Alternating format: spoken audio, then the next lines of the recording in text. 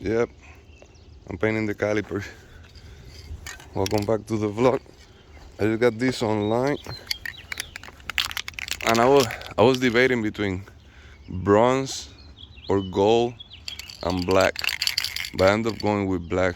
So I'm thinking whenever I put the wheels on, later on, not yet, but whenever I put the wheels on, I'm gonna try to go with bronze.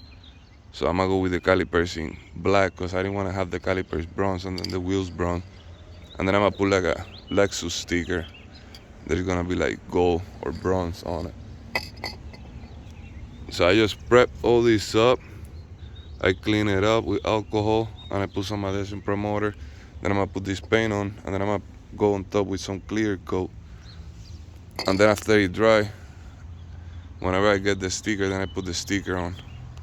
So that's the project for today. Any question you already know, leave it in the comment section. Till the next one.